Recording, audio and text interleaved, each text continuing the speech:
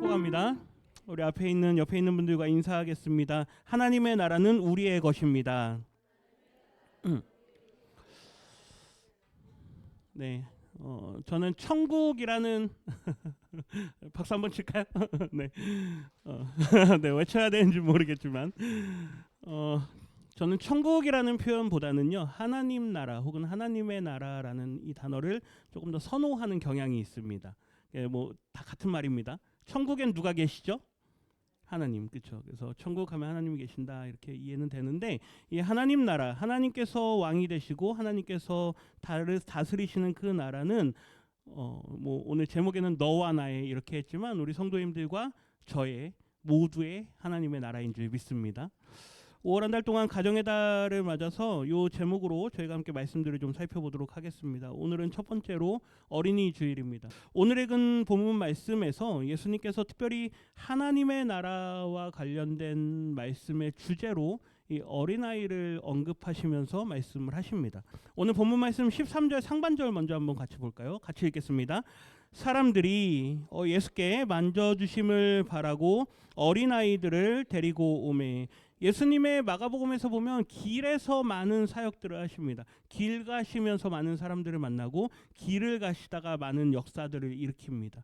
우리 지난주 원로 목사님 말씀 가운데 소경 바디메오를 고치신 그 사건도 길을 가던 중이었죠. 그래서 마가복음에서는 특별히 길과 관련된 이야기가 많은데 오늘도 마찬가지로 예수님께서 길에서 사람들에게 복음을 전하고 이제 많은 사람들이 몰려 있는 그런 상황입니다. 그 가운데 사람들이, 여기서는 아마 부모들일 것 같아요. 부모들이 자기 아이들을 데리고 오면서 예수님께서 그 아이를 좀 만져주시기를 원합니다.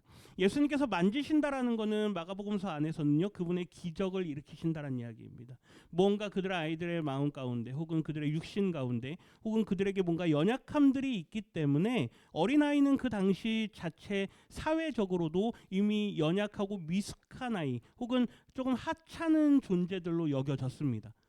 그러니 부모들 입장에서는 아이들을 예수님께 데려와서 그 아이를 좀 만져주기를 원하겠죠. 아마 어느 부모나 다 그럴 것 같습니다. 만약에 여기 누가 온다고 할까요? 뭐 누구 높은 분이 한 분 우리나라에 온다고 한번 해보십시오. 고산동 빽벌에 와가지고요.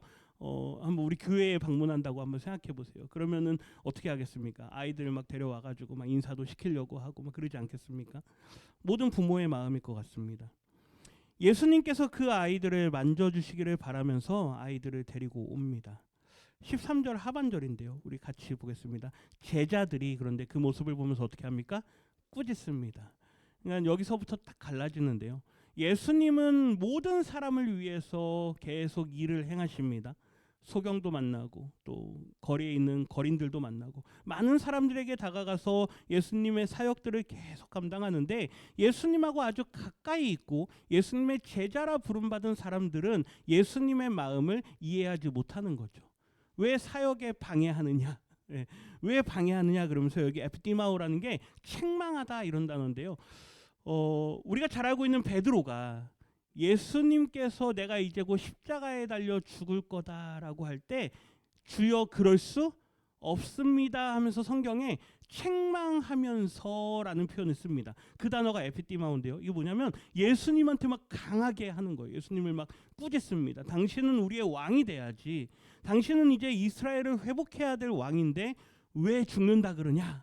막 그러면서 예수님을 막 나무랍니다. 그럴 때 쓰는 단어가 이 에피디마오거든요. 오늘 제자들이요, 어린아이들을 막 데리고 오니까 부모들을 막 꾸짖습니다. 어디 지금 예수님이 와가지고 지금 사역하고 있는데 애들을 데려와가지고 막 그러느냐, 막 방해된다, 막 그러면서 막 내쫓는 거죠. 익숙하지 않으십니까? 이 말씀 볼 때마다요, 너무 익숙한 장면들이 눈에 막 많이 떠오릅니다. 막 교회에서 막 중요한 행사 하려고 할 때 막 아이들이 막 뛰어다니면서 막 떠들고 막 그러면 어떻게 합니까? 조용해. 나가 있어. 그러지 않으셨습니까? 예. 누구나 얼마든지 그렇게 할 수 있는 모습입니다. 아이들을 데리고 와서 아이들을 좀 안아달라, 좀 품어달라라고 말하니까 사역에 방해된다. 우리가 좀 중요한 일을 하고 있는데 방해하지 마라 그러면서 막 아이들을 막 내쫓으려고 하는 거죠. 14절 상반절에 보면 예수님께서 그 모습을 보십니다. 항상 예수님의 보심이 중요한데요. 예수님께서 어떤 걸 주목하시고 나면 그 다음에 예수님의 반응이 나옵니다. 예수님께서 사람들이 불쌍히 여겨지는, 그들이 배고프고 굶주리고 늘 그렇게 힘들어하는 모습을 보면서 그들의 모습을 보십니다. 그 다음에 그들이 목자 없는 양과 같이 기진함을 보시죠. 그러고 나서 그들에게 먹을 걸 베푸시기도 하고 그들을 위해서 말씀을 전하시기도 하는 겁니다. 오늘 예수님께서 제자들이 예수님의 마음과는 정반대의 행동을 하는 걸 보면서 크게 화를 내십니다. 헬라어에서 이 신약 성경에서는 예수님께서 딱 한 번 나타내는 표현입니다. 예수님께서 아주 분을 내시는 장면. 이게 다른 본문에서는 누가 이 화를 내냐면요, 그 우리가 잘 알고 있는 우레의 아들들 해가지고요, 보아너게라고 불리는 예수님의 두 제자가 있습니다. 형제인데요. 우리를 좀 당신의 좌편에 우편에 앉게 해주십시오 라고 하면서 우리를 좌의정 우의정 삼아주세요 막 그러니까요, 다른 제자들이 막 화를 냅니다. 아그나크테오.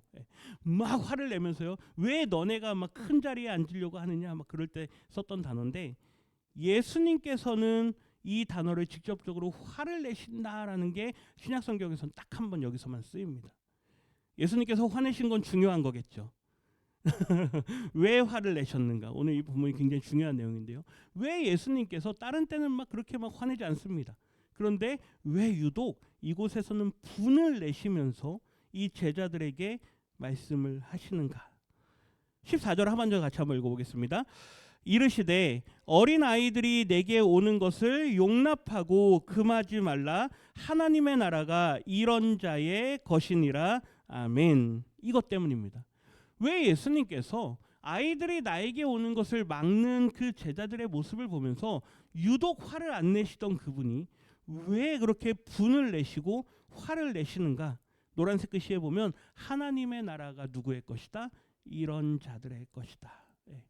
어린아이들과 같은 자들의 것이다. 그래서 우리가 보통 이제 어린아이 하면 이제 어떤 어린아이들의 특성이 있길래 어린아이들을 이야기하느냐라고 하면서요, 많이 이야기하는 것 중에 하나가 아이들은 순진합니다라는 표현을 씁니다. 우리 성도님들이 이제 자녀들 다 키워보셨으니까, 저도 이제 큰 아이가 중학교 1학년이기 때문에 이제 아이가 어느 정도 자라는 그 경험을 좀 해봤습니다. 아이들이 순진할까요? 네. 아이들은요 순진하지 않습니다. 아이들은 굉장히 자기 중심적입니다. 아기 때부터 자기 중심적으로 생각을 하고 본능적으로 반응을 합니다. 배고프면 어떻게 알죠? 울죠. 싸면, 불편하면 웁니다. 좀 크면 어떻게 되는지 아십니까? 배고프면 소리 지릅니다. 좀 크면 불편하면 어떻게 할까요? 소리 지릅니다. 아이들은, 우리 인간이라는 존재는 연약한 존재를 가지고 있지 순하거나 순진하거나 뭔가 순수하거나 이런 게 우리 인간들에게 사실 적용되기는 어려운 단어입니다. 그래서 어린이 주일 때 우리가 보통 많이 하는 말씀이 아이들은 순수하니 아이들과 같은 순수한 마음을 가지십시오 이렇게 말씀드리는데요. 우리가 어린이 주일을 몇 년 보내셨습니까? 한 70년 보내셨습니까? 어린이 주일 말씀 70년 들으셨으면 지금쯤이면 어떻게 되셔야 됩니까? 어린아이가 다 되셔야 됩니다. 한번 이렇게 손을 한번 가슴에 한번 얹어 보십시오. 네. 자, 손을 자기 가슴에 딱 한번 얹으시고요. 한번 스스로 생각해 보십시오. 나는 어린아이처럼 순수한가? 예, 여기에 대답이 저는 순수하지 않습니다. 그러면요, 이 말씀 다시 보세요. 하나님의 나라는 이런 자의 것이라 그랬는데요. 나는 순수하지 않습니다라고 만약에 그렇게 고백이 되시면 그 어느 누구도 하나님의 나라에 들어갈 수가 없습니다. 그런 의미로 이 말씀을 하신 게 아닙니다. 어린아이와 같은 순수함을 가지라라는 게 아니고요. 예수님께서 여기서 언급하시는 어린아이의 특성은 조금 다릅니다. 어린아이는 보호와 돌봄을 필요로 하는 존재라는 것이죠. 이 어린아이들을 데리고 왔을 때 제자들을 보십시오. 제자들이 어떻게 합니까? 막 꾸짖습니다. 어린아이라고 하는 그 특성 자체가 보호와 돌봄을 받아야 되는 연약함을 가진 존재인데 왜 그거를 인정하지 않고 그거를 너가 부정하느냐라는 겁니다. 어린아이의 첫 번째 특징은 뭐라고요? 보호와 돌봄을 필요로 한다는 거죠. 두 번째 특성이 있습니다. 어린아이들은 전적으로 신뢰하는 존재들입니다. 여기에서 아까 제가 말씀드렸을 때 아이들은 순수하다라고 했을 때 그것에 조금은 아마 좀 반대 의미를 생각하셨을 건데, 아이들은 전적으로 의존해야 되는 존재이다라는 거는 아마 100% 동감하실 겁니다. 아이들이 어렸을 때부터 부모에 대해서는 전적으로 의지할 수밖에 없습니다. 전적으로 의존할 수밖에 없죠. 그 부모가 좋은 부모이든 나쁜 부모이든, 뭐 부모님들 중에 안 좋은 부모들도 있잖아요. 가정들 중에 엮이는 가정들도 많고요. 이러한 부모이든 저러한 부모이든 어린 아이일 때는, 내가 성장하고 독립하기 전까지는 그 부모를 의존할 수밖에 없습니다. 왜 그렇습니까? 내가 혼자 살 수도 없고요. 내가 혼자 먹을 걸 찾아 먹을 수도 없고, 경제적으로도 불안정하고, 혼자 살아갈 수 없는 연약한 존재이기 때문에 그 부모가 아무리 나에게 잘 대하지 않고, 그 아버지가 어머니가 아무리 나에게 좀 안 좋은 일을 많이 한다 해도 자녀들은 어쩔 수 없이라도 그 부모를 의존할 수밖에 없습니다. 물론 세상이 많이 변해서 법의 테두리 안에서 이제는 그러한 가정들을 이제 나라가 관리하는 그런 세상이 됐기 때문에 옛날보다는 조금 나아졌지만, 여전히 지금도 어려운 부모들 밑에서 어려움 가운데 살아가는 아이들이 있습니다. 근데 그 아이들이 그곳을 떠날 수가 없죠. 왜요? 전적으로 의존해야 되기 때문에. 이 아이들이라고 하는 특성을 예수님께서는 이 지점을 보시는 겁니다.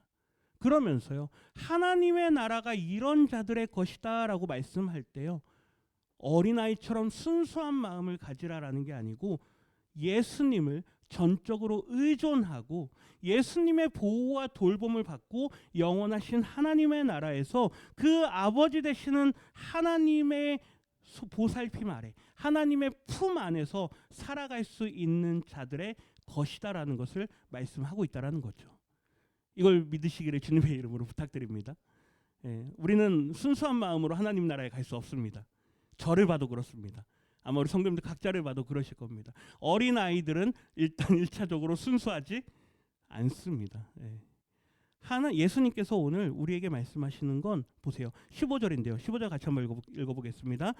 내가 진실로 너희에게 이르노니 누구든지 하나님의 나라를 어린아이와 같이 받들지 않는 자는 결단코 그곳에 들어가지 못하리라 하시고. 아멘. 누구든지 하나님의 나라를 어린아이와 같이, 우리말에 이제 좀 극존칭을 써서 받들다라고 썼는데요. 하나님의 나라를 받아들인다 이 말이에요. 그러니까 이걸 해석을 할 때 어린아이들은 뭐든지 스폰지처럼 잘 빨아들인다 이런 의미로 보시는 게 아니고, 어린아이들은 하나님의 나라를 의지할 수밖에 없다라는 겁니다. 아멘이십니까?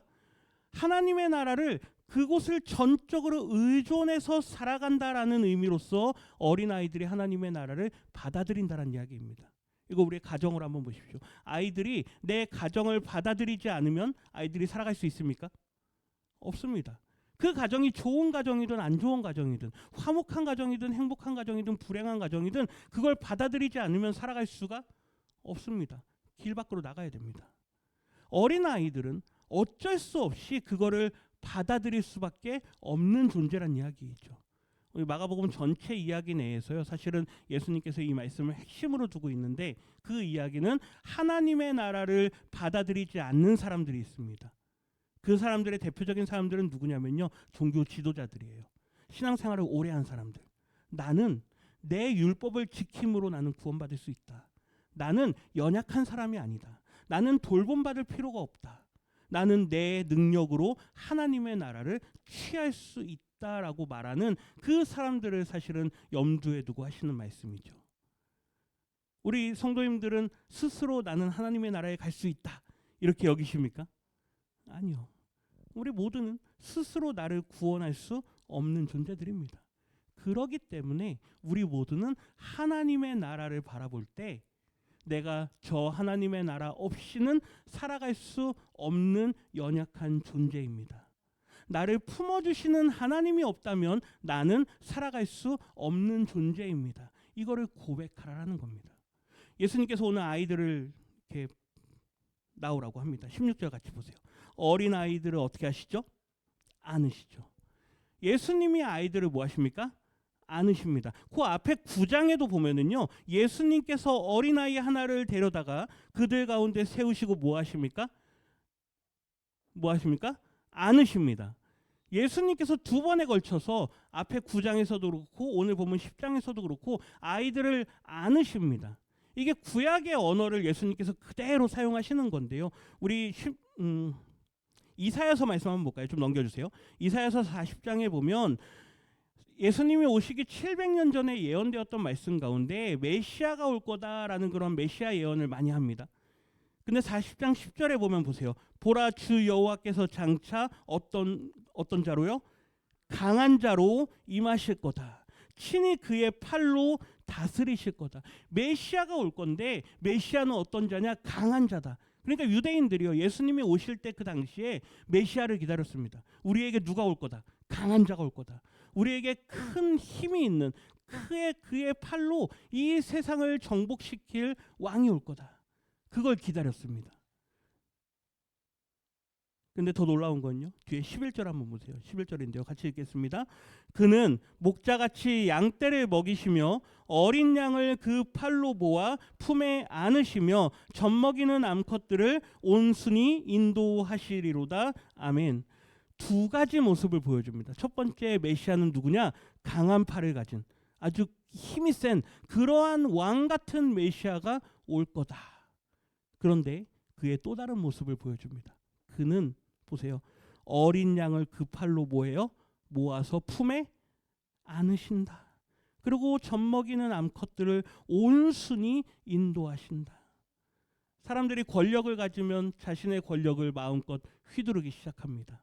그런데 성경에서 말하는 권력은요, 정의를 세우는 일에는 그 힘을 사용하지만 약자와 돌봄을 받아야 될 자들 앞에서는 그들 앞에는 한없이 사랑으로 그들을 품으라라는 게 하나님께서 주신 권력인 줄 믿습니다.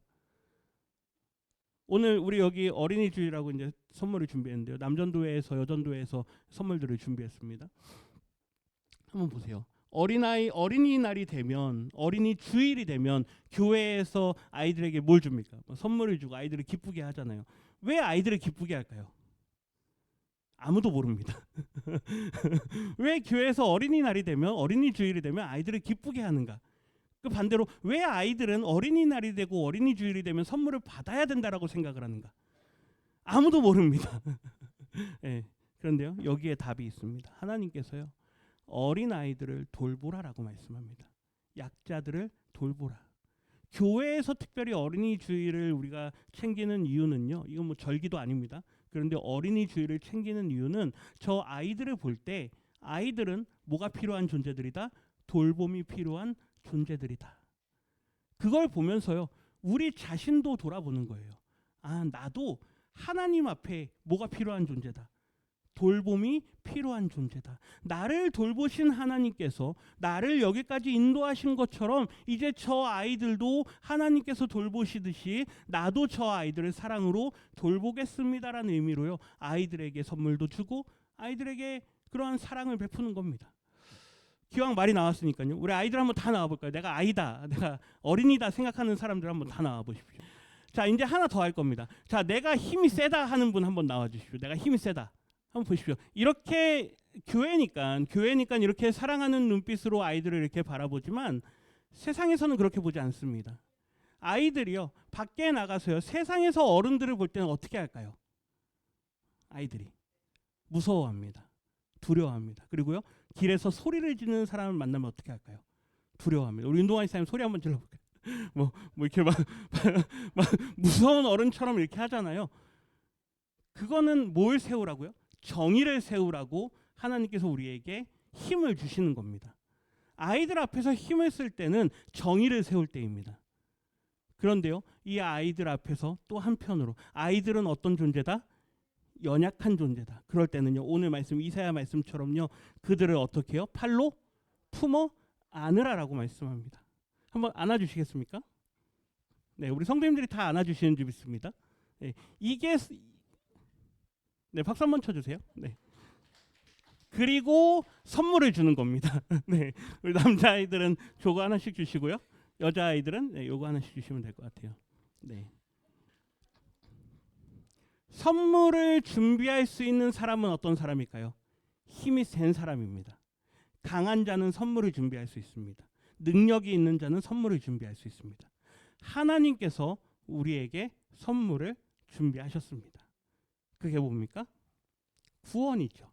예수님의 십자가를 우리에게 주셔서 우리를 그분의 사랑으로 품어 않으셨다라는 게 어린이 주일의 말씀입니다.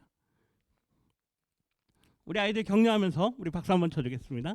네, 감사합니다. 네, 들어가 주세요. 이제 이사야 11장에 보면 메시아 예언 가운데 이새의 줄기에서 한 싹이 날 거다. 우리 잘 아는 말씀인데요. 11장 6절부터 8절까지 말씀 우리 같이 한번 읽어보겠습니다.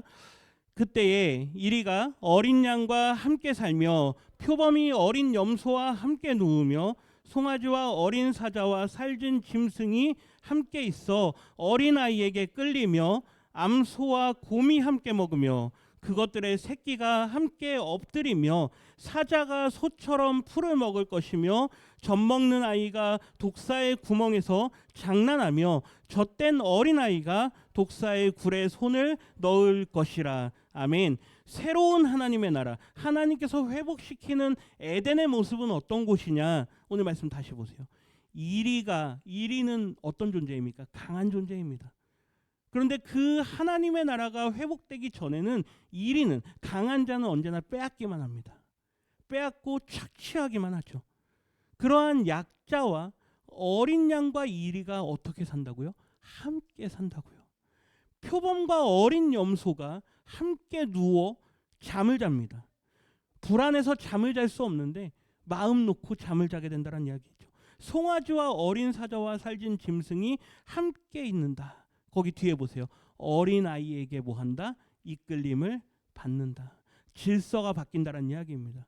강한 자가 세상을 통치하고 강한 자가 세상을 주관해 갔는데 하나님께서 만들어 놓으신 이 세상의 일부 계획 가운데 강한 자가 세상을 다스리는 게 맞습니다. 아담에게도 말씀하잖아요. 너는 뭐하라? 정복하고 다스리라.